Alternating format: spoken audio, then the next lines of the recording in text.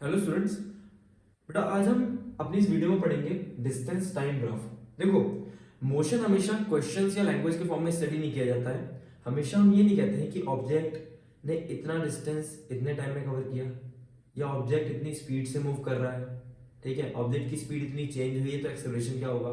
बेटा lot of times हम जो मोशन को स्टडी करते हैं बेटा वो हम किस फॉर्म में करते हैं, ग्राफ्स के फॉर्म में करते हैं। ठीक है, जैसे कि यहाँ पर हम क्या पढ़ेंगे, डिस्टेंस टाइम ग्राफ। ऐसे हमारे पास स्पीड टाइम ग्राफ है, वेलोसिटी टाइम ग्राफ है, डिस्प्लेसमेंट टाइम ग्राफ है। ठीक है, बट आज हम क्या पढ़ेंगे, डिस्टेंस टाइम ग्राफ। बेटा देखो, डिस्टेंस टाइम ग्राफ में सबसे पहले मैंने वाई एक्सिस पे क्या ले रखा है बेटा, डिस्टेंस, विच मींस अगर आप अपवर्ड डायरेक्शन मूव करेंगे then you will be your distance will increase. X axis पे क्या ले रखा है बेटा, टाइम, विच मींस अगर आप एक्स एक्सिस में इधर की तरफ मूव करेंगे इस डायरेक्शन में तो आपका टाइम बढ़ेगा। ठीक है बेटा, distance time graph, distance time graph से हमें क्या पता चलता है बेटा, डिस्टेंस टाइम ग्राफ से हमें पता चलती है स्पीड ऑफ एन ऑब्जेक्ट। हर बार ये नहीं लिखा होगा कि एक ऑब्जेक्ट ने 10 मीटर का डिस्टेंस कवर किया 1 सेकंड में तो उसकी स्पीड बताओ। आपको ग्राफ देख के भी बताना आना चाहिए कि ये डिस्टेंस टाइम ग्राफ कितनी स्पीड दे रहा है या एक्चुअल में क्या दे रहा है, क्या दे रहा है, ये स्पीड दे रहा है। ठीक है बेटा, इस डिस्टेंस टाइम ग्राफ से हम स्पीड कैसे निकालते हैं। ठीक है, ऑलराइट बेटा देखो, एक तो हमारा जस्ट बेसिक सिंपल तरीका है जो मैं आपको बताऊंगा, उससे भी आप बता सकते हो। ठीक है, और एक दूसरा मैथमेटिकल तरीका है, उससे भी आप बता सकते हो। ठीक है, ऑलराइट देखो बेटा, ये कोई एंगल होगा एक्स एक्सिस से इस लाइन का, बेटा कोई एंगल होगा ये। लेट्स सपोज ये एंगल है कितना, थीटा। ठीक है बेटा, यहां से अगर मैं एक परपेंडिकुलर ड्रॉ करूं, ये बेस से बेटा परपेंडिकुलर ड्रॉ कर सकता हूं मैं। बेटा ये लाइन और जो हमारी डिस्टेंस वाली लाइन है दोनों पैरेलल है, विच मींस चाहे मैं इसे मेजर करूं चाहे मैं इसे मेजर करूं, बेटा वैल्यू हमारी सेम आने वाली है।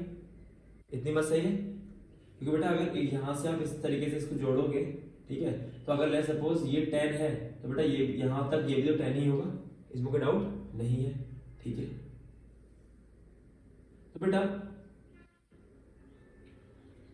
आपको ट्रिग्नोमेट्रिकल फंक्शन के सबसे पता होगा, या नहीं भी पता है तो जान लो। बेटा टेन थीटा होता है perpendicular upon base, perpendicular upon base. बेटा यहाँ पर परपेंडिकुलर क्या है, ठीक है, लेट्स सपोज ये है ए, ये है बी और ये है ओ। ठीक है, ये ए, ये वाला पॉइंट बी और ये वाला पॉइंट ओ। तो बेटा परपेंडिकुलर क्या है, ए बी। ठीक है, और बेस क्या है इसका, ओ बी। ठीक है, बेस क्या है, ओ बी। ठीक है बेटा, क्या ये ए बी इस डिस्टेंस के बराबर नहीं है? बेटा ए बी क्या है, डिस्टेंस के बराबर है। और बेटा ये ओ बी क्या ये टाइम के बराबर नहीं है? हाँ, ये टाइम के बराबर है। ठीक है, और बेटा डिस्टेंस अपॉन टाइम होता क्या है, बेटा डिस्टेंस अपॉन टाइम होती है स्पीड, कि आपने पर्टिकुलर टाइम में कितना डिस्टेंस कवर किया है। फॉर एग्जाम्पल अगर आप 10 मीटर का डिस्टेंस कवर करते हो बेटा 1 सेकंड में तो आपकी स्पीड कितनी आएगी, 10 मीटर पर सेकंड। यानी आप किस पेस से चल रहे हो, आप हर 1 सेकंड में 10 मीटर का डिस्टेंस कवर कर रहे हो, आप इतनी स्पीड से चल रहे हो।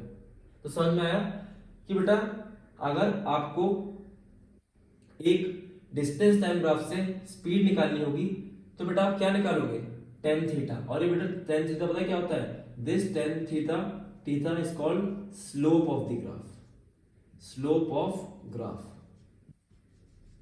ये भी बेटा जो एंगल है ये दिखाता है कि आपके ग्राफ का स्लोप कितना है। हमारे घर के पास स्लोप बना होता है बेटा, स्लोप जिसमें हम गाड़ी उतारते हैं, ये कुछ ऐसे ही नहीं दिख रहा है आपको।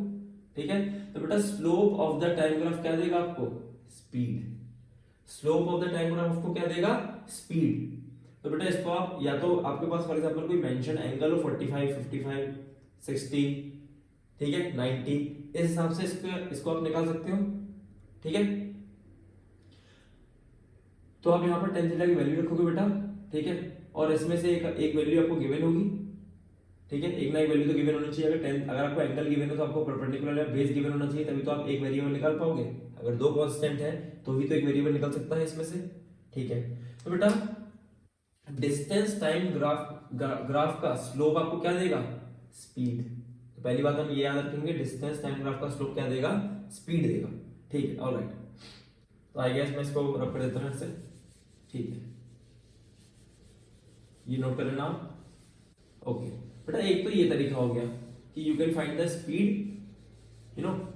If you know the angle, you know the value of either perpendicular और द बेस, उससे आप निकाल सकते हो स्पीड। बेटा एक दूसरा तरीका होता है स्लोप को निकालने का। We are going to use angle but we are not gonna go mathematically. ठीक है, we are not gonna go mathematically. ठीक है, ऑलराइट। अब बेटा मुझे ये बताओ, फॉर एग्जांपल एक स्ट्रेट लाइन तो ये जा रही है बेटा, एक स्ट्रेट लाइन में ऐसे ड्रॉ करो। ठीक है, इसमें ये बताओ एंगल किसका ज्यादा है? Theta 1 theta 2। किस वाली लाइन के लिए एंगल ज्यादा है, या किस वाले स्लोप के लिए एंगल ज्यादा है? बेटा आप देख पा रहे होगे theta 2 is greater than theta 1, theta 2 is greater than theta 1, which means बेटा अगर आप यहां से एक बॉल को रखो तो बताओ कौन सी बॉल जल्दी नीचे आ जाएगी? बेटा जिसका स्लोप ज्यादा होगा, और जो जल्दी आ जाएगी यानी उसकी स्पीड ज्यादा होगी। ठीक है, तो बेटा इनमें से जिस भी लाइन का स्लोप ज्यादा होगा, ठीक है बेटा, उसी लाइन की या उसी सेगमेंट की स्पीड ज्यादा होगी। क्या बात सही है? यानी बेटा जब भी आप डिस्टेंस टाइम ग्राफ ड्रॉ कर रहे हैं उसमें you will check the slope of the segment, कि किस सेगमेंट का स्लोप ज्यादा है। अगर फॉर एग्जांपल इसमें हमारा ए है और ये बी है, तो बेटा किसका ज्यादा है? ए का ज्यादा है, यानी ए की स्पीड ज्यादा होगी। यानी ये वाली जो बेटा लाइन या सेगमेंट है ये आपकी ज्यादा स्पीड को डिनोट कर रहा होगा। तो आपके पास बेटा ऐसे ग्राफ आएंगे जिसमें आपको एक डिस्टेंस टाइम ग्राफ पे दो लाइनें दो सेगमेंट दे रखे होंगे। ठीक है, यानी दो स्पीड्स दे रखी होंगी, आपको क्या फाइंड करना होगा कि कौन सी स्पीड क्या है, ज्यादा है, कौन सी स्पीड कम है। ठीक है, तो आप just you will check the slope, या फिर आप देखेंगे कि कौन ज्यादा इंक्लाइंड है, कौन ज्यादा इंक्लाइंड है। जो कम इंक्लाइंड है उसकी स्पीड भी कम है, जो ज्यादा इंक्लाइंड है उसकी स्पीड भी ज्यादा है, क्योंकि बेटा उसका थीटा ज्यादा है। ठीक है, उसका थीटा ज्यादा है। ऑलराइट,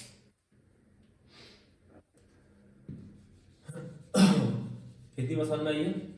ऑलराइट बेटा, ये जो आप ग्राफ देख पा रहे हो यहाँ पर, ठीक है, अब इस ग्राफ में अगर मैं आपको एक चीज कहूं, सपोज बेटा ये 1 सेकंड है, ये 2 सेकंड का टाइम है, ये 3 सेकंड का टाइम है, ये 4 सेकंड का टाइम है, ये बेटा 10 मीटर है, 20 मीटर, 30 मीटर एंड 40 मीटर। ठीक है, तो बेटा आप देखोगे कि जब एक सेकंड का, जब आप एक पर्टिकुलर स्पीड से मूव कर रहे होगे, तो बेटा इस केस में जब एक सेकंड का टाइम बीता है तो आपने 10 मीटर का डिस्टेंस कवर किया है। ठीक है बेटा, जब 2 सेकंड का टाइम बीता है तो आपने 20 मीटर कवर किया है, जब 3 सेकंड का टाइम बीता है, ठीक है, तो आपने 30 कवर किया है, जब 4 सेकंड का टाइम बीता है तो आपने कितना कवर किया है? 40 मीटर। ठीक है, तो बेटा अगर आप पहले वाले केस में देखो, डिस्टेंस कितना कवर हुआ है? 10, टाइम कितना बीता है बेटा? 1, तो 10 मीटर अपॉन 1 सेकेंड, स्पीड कितनी आ रही है बेटा? 10 मीटर पर सेकेंड।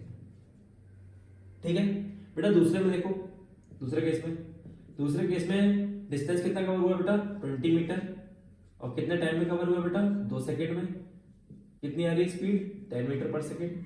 ऐसे बेटा तीसरे वाले में देखोगे, डिस्टेंस कितना कवर हुआ है? 30 मीटर, कितने टाइम में? 3 सेकेंड में। अगेन स्पीड कितनी आएगी? 10 मीटर पर सेकेंड। लास्ट वाले केस में बेटा देखोगे, डिस्टेंस कितना कवर हुआ है? 40 मीटर, कितने टाइम में? 4 सेकेंड में। स्पीड कितनी आ रही है? 10 मीटर पर सेकेंड। बेटा आप देख पा रहे हो कि जैसे भले जैसे जैसे डिस्टेंस बढ़ रहा है, लेकिन distance is increasing uniformly. 10 meter, 20 meter, 30 meter, 40 meter. बेटा जब आपका डिस्टेंस यूनिफॉर्मली बढ़ता है, फॉर एग्जांपल आप 1 सेकंड में 10 मीटर गए, 2 सेकंड में 20, 3 सेकंड में 30, 4 सेकंड में 40, 50 सेकंड में 50। बेटा यानी आप हर सेकंड सेम डिस्टेंस कवर कर रहे हो, और जब आप हर सेकंड सेम डिस्टेंस कवर कर रहे हो, 10 मीटर, 10 मीटर, 10 मीटर, 10 मीटर, तो यानी बेटा आपकी स्पीड भी हर सेकंड सेम रहने वाली है। आपने देखा कि पहले सेगमेंट में पहले इस वाले सेगमेंट की स्पीड कितनी थी 10, इस वाले स्पीड सेगमेंट की स्पीड कितनी है 10, इस वाले कितनी है 10, इस वाले कितनी है 10। यानी बेटा क्या स्पीड चेंज हो रही है? क्या स्पीड चेंज हो रही है? नहीं। बेटा जब भी आपको डिस्टेंस टाइम ग्राफ एक स्ट्रेट लाइन मिलेगा बेटा उस केस में क्या क्या कंडीशन होंगी? बेटा पहली बात तो ये ग्राफ है किसका? ये ग्राफ है यूनिफॉर्म मोशन का। किसका? Uniform motion. बेटा यूनिफॉर्म मोशन क्या होता है? When an object covered equal distance in equal interval of time. When an object covers equal distance in equal interval of time. ठीक है बेटा, 1 सेकंड में 10, 2 सेकंड में 20, यानी बेटा यहां से यहां जो 1 सेकंड में गया होगा उसने उस 1 सेकंड में 10 ही कवर किया होगा। कुल मिला के 2 सेकंड का कितना आ रहा है? 20। यानी हर सेकंड हर सेकंड हर सेकंड हर सेकंड में कितना कवर कर रहा है? 10 + 10 + 10 + 10। यानी एक ऑब्जेक्ट जब इक्वल डिस्टेंस कवर करता है इक्वल इंटरवल ऑफ टाइम में तो ऐसे मोशन को हम क्या बोलते हैं बेटा? Uniform motion. Uniform motion. ठीक है। और बेटा यूनिफॉर्म मोशन के केस में स्पीड कैसी होती है? बोलो बेटा, यूनिफॉर्म मोशन के केस में स्पीड कैसी होती है? कांस्टेंट। अभी आपने देखा 10 10 10 की स्पीड आ रही थी। तो जब भी आपको एक डिस्टेंस टाइम ग्राफ में स्ट्रेट लाइन मिले तो समझ लेना कौन सा ग्राफ है? यूनिफॉर्म मोशन का है और स्पीड कैसी है बेटा? कांस्टेंट है। ठीक है, ऑलराइट, ओके। तो बेटा अगर मैं आपसे कहूं कि एक और स्ट्रेट लाइन है बी, अब बताओ ए और बी में से स्पीड किसकी ज्यादा है? तो बेटा आप इसको चेक करने के लिए या तो आप स्लोप चेक कर लो, किसका स्लोप ज्यादा है? बी का स्लोप ज्यादा है, ज्यादा है। ठीक है, अगर बेटा बी का स्लोप ज्यादा है तो ये जो बॉल है ये बेटा जल्दी रोल कर जाएगी नीचे की तरफ। ठीक है, ये बॉल है बेटा जल्दी रोल कर जाएगी नीचे की तरफ, यानी कि बी वाली स्पीड कैसी है? ज्यादा है। इसको बेटा एक और तरीका है कंफर्म करने का। ठीक है, ऑलराइट बेटा, हम यहां से एक लाइन खींचो यहां तक, यहां नीचे खींचो लाइन और एक यहां खींचो। ठीक है बेटा, ये जो बी वाली लाइन है, ये जो बी वाली लाइन है, ठीक है, बी वाला जो हमारा सेगमेंट है बेटा, उसमें हमने 30 मीटर कितनी देर में कवर किया है? देखो 30 मीटर, हमें यहां से यहां 30 मीटर है, ये वाली लाइन 30 मीटर है। अब बेटा हमने कवर कितनी देर में किया है? 2 सेकंड में। यानी बी वाले ने 30 मीटर को कितनी देर में कवर किया है? 2 सेकंड में, यानी उसकी स्पीड इस समय कितनी है? 15 मीटर पर सेकंड।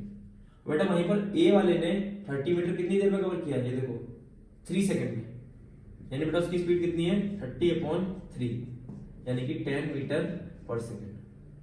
किसकी स्पीड ज्यादा आई है बेटा? बी वाले की 15 और इसकी 10। तो बेटा आपने देखा स्लोप ज्यादा है तो स्पीड ज्यादा, tan थीटा के हिसाब से आप निकाल लो तो भी निकल जाएगी, या फिर आप सिंपली इस तरीके की दोनों को कंपेयर करने के लिए लाइन खींचना, ठीक है, और निकाल लेना कि किसने कम टाइम में ज्यादा डिस्टेंस कवर किया है, उसी की स्पीड क्या होगी? ज्यादा होगी। ठीक है, ऑलराइट।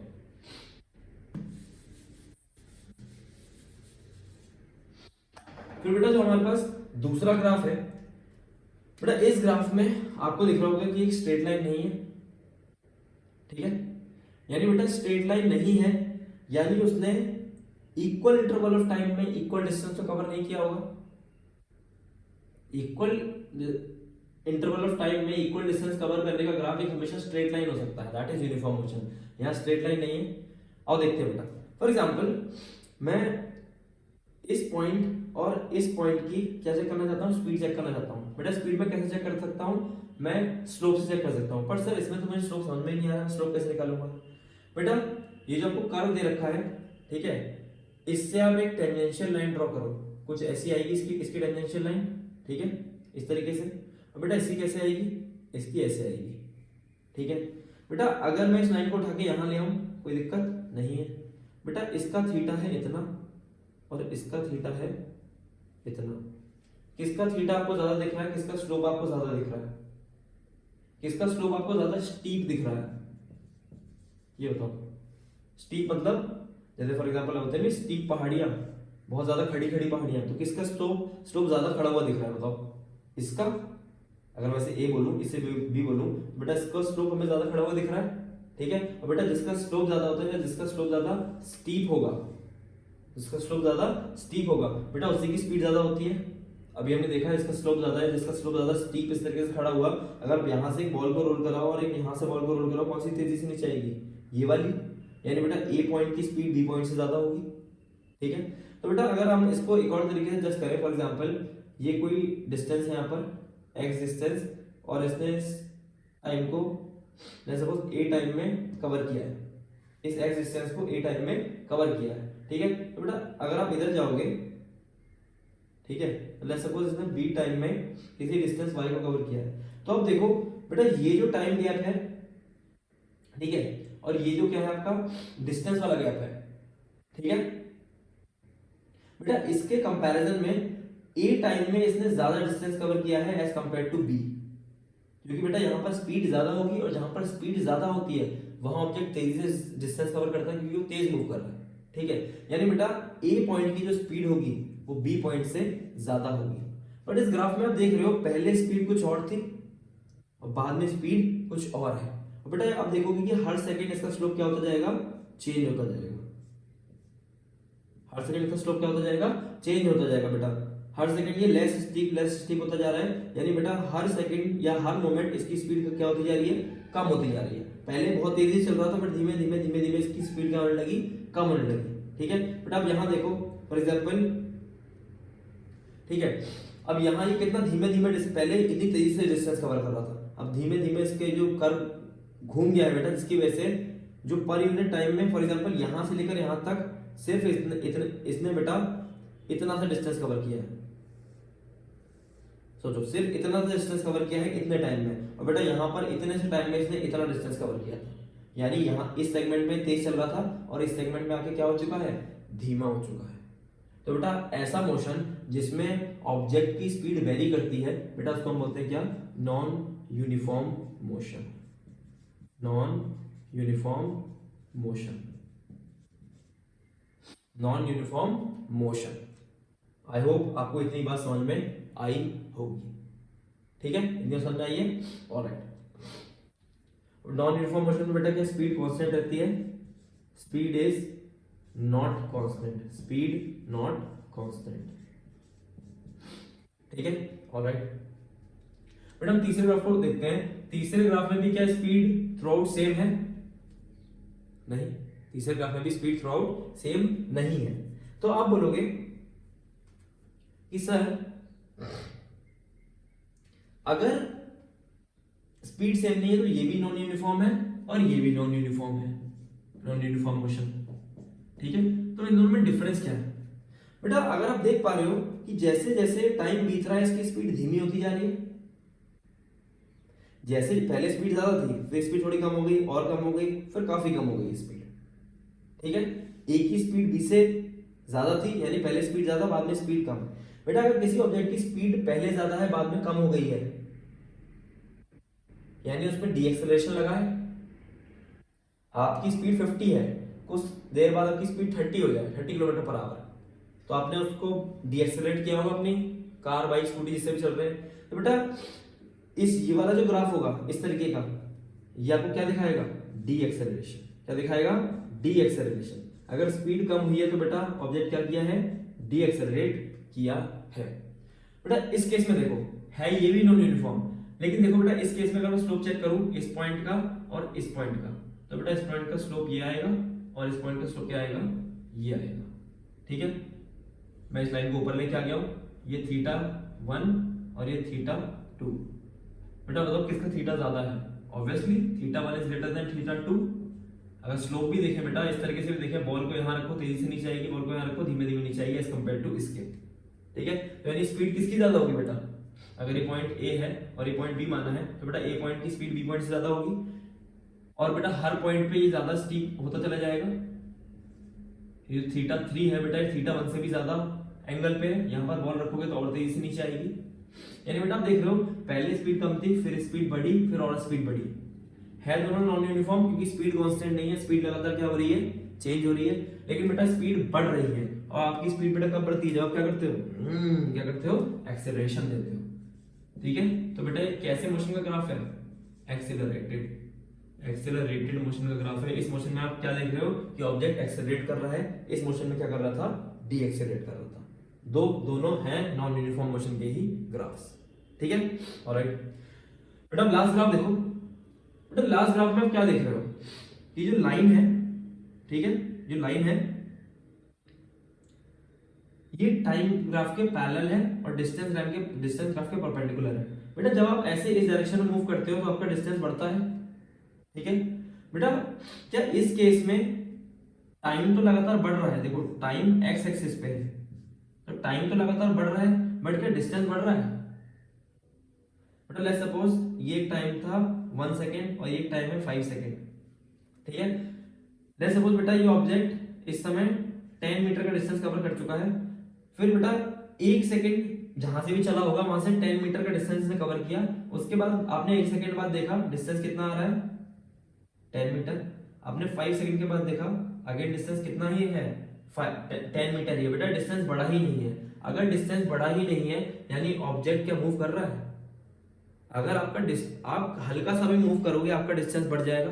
बेटा इस केस में डिस्टेंस 10 मीटर ही रह रहा है, टाइम बीतता जा रहा है पर डिस्टेंस 10 मीटर ही है, यानी बेटा ऑब्जेक्ट का डिस्टेंस बढ़ नहीं रहा है। बेटा ऑब्जेक्ट का डिस्टेंस बढ़ नहीं रहा है यानी इसका मतलब क्या है, ऑब्जेक्ट मूव या मोशन में नहीं है। बेटा अगर ऑब्जेक्ट मोशन में नहीं है तो ऑब्जेक्ट किस पे होगा? रेस्ट पे। किस पे होगा? रेस्ट पे। तो बेटा अगर आपको ऐसा ग्राफ दिख रहा है जिसमें डिस्टेंस टाइम ग्राफ है, जिसमें जो आपकी एक लाइन है वो टाइम की एक्सिस के पैरेलल जा रही है, तो बेटा उस केस में ऑब्जेक्ट रेस्ट पे होगा, ऑब्जेक्ट डिस्टेंस मोशन नहीं कर रहा होगा, यानी ऑब्जेक्ट का डिस्टेंस अब क्या हो गया होगा? मूव करना रुक गया होगा, क्योंकि ऑब्जेक्ट किस पे है? डिस्टेंस रेस्ट पे है। क्योंकि यहाँ पर देखो डिस्टेंस कांस्टेंट आ गया है 10 मीटर, अब बढ़ ही नहीं रहा है डिस्टेंस, और डिस्टेंस बेटा बढ़ नहीं रहा तो ऑब्जेक्ट किस पे है? रेस्ट पे है, ठीक है। तो आई होप आपको ये सारे डिस्टेंस टाइम ग्राफ समझ में आए होंगे। और बेटा इस तरह के क्वेश्चन आते हैं कि कौन सी लाइन जो है जो ज्यादा स्टीप है, जो ज्यादा स्टीप होगी बेटा लाइन का सेगमेंट, उसकी स्पीड क्या होगी? ज्यादा होगी, ठीक है। आई होप आपको सारे ग्राफ समझ में आए होंगे। So if you know understood the concept, like the video, and for more videos like this, subscribe the channel.